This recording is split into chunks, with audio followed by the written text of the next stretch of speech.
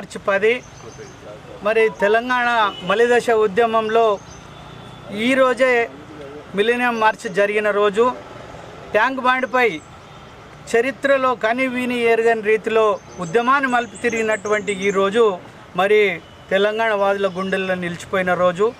ఈరోజు మరి మేము నిజామాబాద్ జిల్లా నిజామాబాద్ పట్టణంలోని అమరవీరుల స్తూపం దగ్గర ఎవరైతే విద్యార్థి అమరవీరులు అయినరో అలాగే తెలంగాణ కోసం జీవితాలను అర్పించిన వారి గురించి మరి శ్రద్ధాంజలి ఘటించి వారికి స్మరించి మరి వారి జ్ఞాపకాన్ని మరి వాళ్ళ స్ఫూర్తిని తీసుకొని వాళ్ళ ఆశయ సాధన కోసం జేఏసీ ఆధ్వర్యంలో ఈరోజు మేము వాళ్ళ నివాళులను అర్పించడం జరిగింది.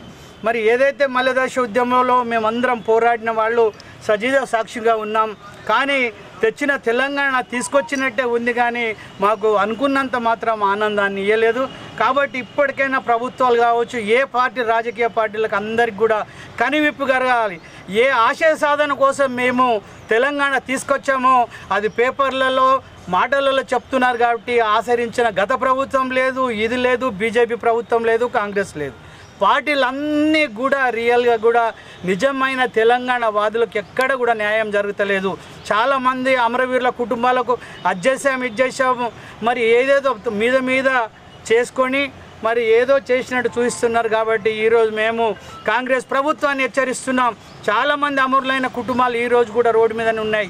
నిజామాబాద్ జిల్లాలో చూసినట్టయితే చాలామంది జైలుకి వెళ్ళిన వాళ్ళు ఈరోజు వాళ్ళకు ఉద్యోగాలు ఇస్తాం, మరి వాళ్ళకి ఇళ్ల స్థలాలు ఇస్తామని రేవంత్ రెడ్డి గారు ప్రకటించిన తర్వాత కూడా మరి కోదండరామ్ సార్కే అక్కడ సరి అయిన న్యాయం జరుగుతలేదు, మాకేం జరుగుతుందని మేము నిరాశతో ఉన్నాం. కాబట్టి ఇప్పటికి కూడా హెచ్చరిస్తున్నాం. మేము త్యాగం చేసి తెలంగాణ తీసుకొచ్చాం. ఈరోజు మా త్యాగాన్ని మేము తప్పకుండా ఫలించేటట్టు భవిష్యత్తులో ఏ పార్టీ కానీ ఏ ప్రభుత్వం కానీ తెలంగాణ వాదులకు అన్యాయం చేస్తే తప్పకుండా వాళ్ళు మట్టిలో కలిసిపోతారని మరొకసారి మరి నిజామాబాద్ జిల్లా నుంచి హెచ్చరిస్తున్నాం.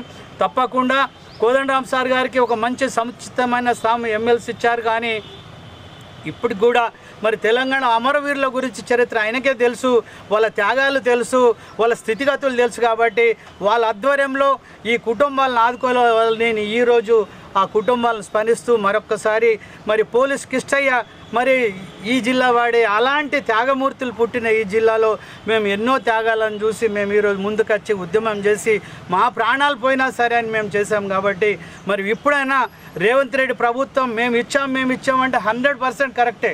ఈరోజు సోనియా గాంధీని మేము దేవతలా కొలుస్తాం, అది ఓకే.